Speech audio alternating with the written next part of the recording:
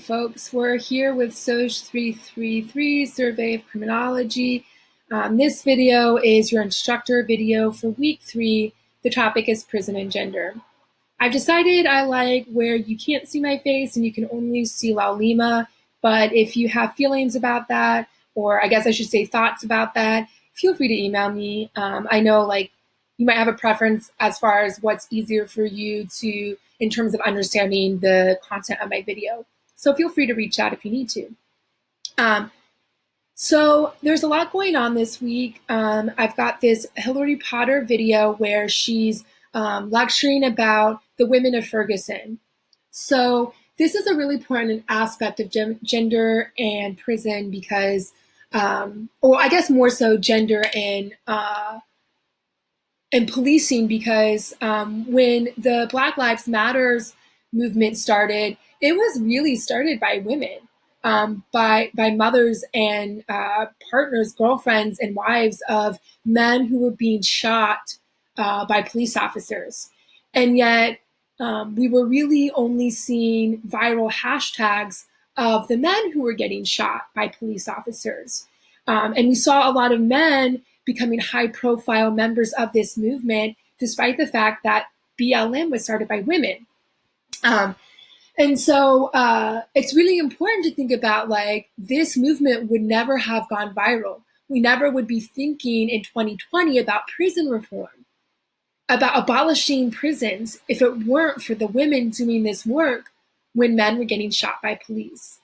However, that's not the full story, right? So it's not just about drawing attention, mainstream attention to these women who started the movement and paying homage to them.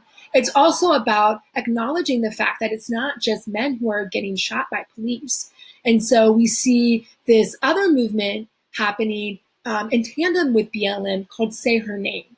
And the idea of the Say Her Name movement, which arguably is a little less mainstream now than BLM, is that we don't just need to say the names of Black men who have been shot. We also need to talk about the women. And what happened with Breonna Taylor really exploded this summer. And so we're starting to see the experiences of women become a mainstream topic, a contemporary topic that your parents might be talking about, or your auntie might be asking you about because you're taking a criminology class. And so having women represented in the BLM movement and these protests that are happening nationally is really important. And so Hillary Potter talks about that. Side note, she wrote the book that I used to teach when I taught SOJ 333 originally, and I stopped using it only because it cost students money. So I really, really love her work, and I'm glad that I get to share this lecture with you. All right, so there's other things that we can think about in terms of gender and prison and criminology. So Angela Davis in chapters 3 and 4 from Our Prisons Obsolete, that's sort of what she's focusing in on is gender and prison. And we know that there are discrepancies in how gender impacts individuals and the way that they experience the prison system and the prison industrial complex. And I also, so you'll read about that, and that those chapters will be relevant to some of the assignments that you have this week. But I want to focus on Mita Chesney-Lynn's work. She's a professor here at UH Manoa, and she happens to be my advisor for my PhD program. She was one of the first feminist criminologists to critique sort of traditional criminology. And so when criminology was first founded as a field of study in academia, you had men studying the behavior of men and boys. And so the idea was that research about men and boys who commit crimes will extend over to girls and women who are committing crimes. And so there was all this theory being developed about criminology and the criminality of boys and men. And feminist criminologists in the 60s and 70s, including Mita, were saying, no, that's not actually how it works. You can't just, use the experiences of boys and men to create a one-size-fits-all approach. The way that girls in particular enter the criminal system is quite different than their boy counterparts. And so she was one of the first people to nationally draw attention to that issue at, national criminology conferences, for example. And so she actually developed her own theory as to why girls enter the criminal system and why and how that entry looks different than boys. And so when we think about teenage boys and sort of this early criminology theory about criminal behavior in boys, boys were committing, teenage boys who were under 18, they were committing illegal acts. They were robbing a liquor store or stealing a car. They were selling drugs. These are all things that are illegal if you're under 18 or over 18. It's sort of this traditional criminal behavior, right? However, for girls who are under the age of 18, so teenage girls who are entering the criminal system for the first time, they are less likely to commit this, to indulge in this illegal behavior. They're often getting pulled into the criminal system in this pathway of status crimes. And so a status crime is a crime that is only illegal because you're not 18 or over. So for example, smoking cigarettes is legal once you turn 18. But if you're under 18 and you get caught smoking, that's considered illegal. Similarly, if you run away from home, that's only illegal because you're under 18. And so girls are significantly more likely to get arrested and sentenced into the juvenile system for running away and doing these status offenses. Another one is drinking alcohol or truancy, not going to school when you're supposed to. And so boys and girls are both engaging in these quote unquote status offenses, these things that are only illegal because they're under 18. And yet girls are significantly more likely to get arrested and put into the juvenile criminal system for these behaviors, versus boys are more likely to get a slap on the wrist, don't do that again, but we're not going to arrest you and send you to juvie. They are still entering the criminal system, but it's only when they're committing acts that are illegal for everyone, right?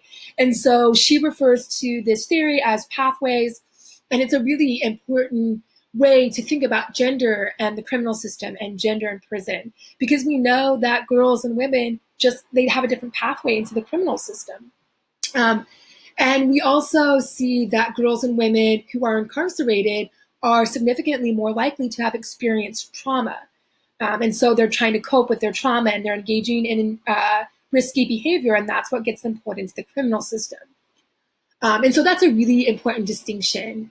And then there are other things to think about too. So, for such a long time, we really were thinking about how the explosion of prisons in the United States was really primarily men who were being incarcerated, and we were seeing, huge skyrocketing numbers of boys and men being incarcerated.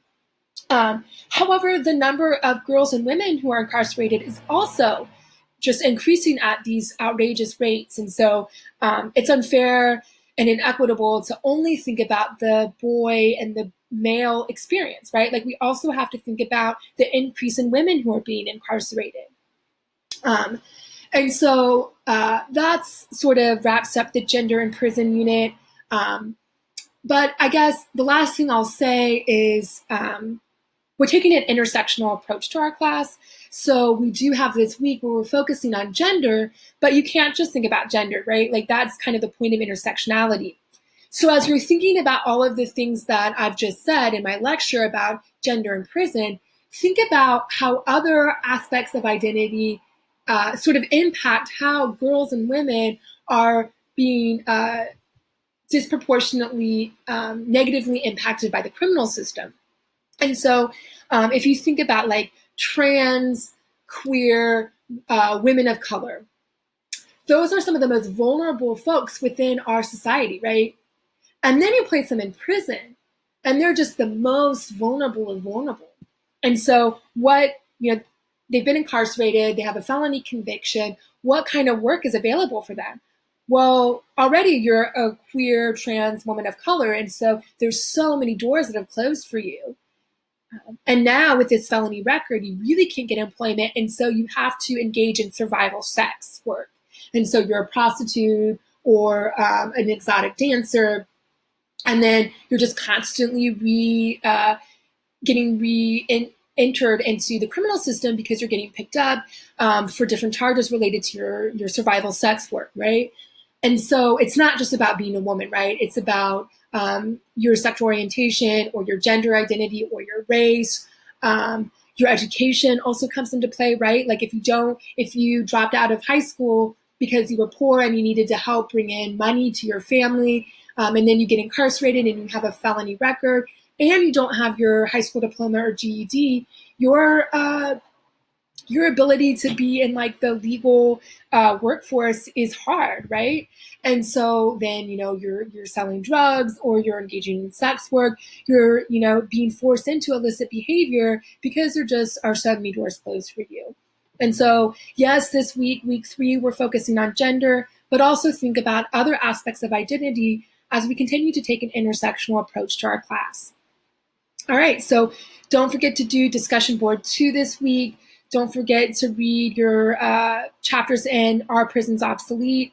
And I look forward to engaging with class. Bye, guys.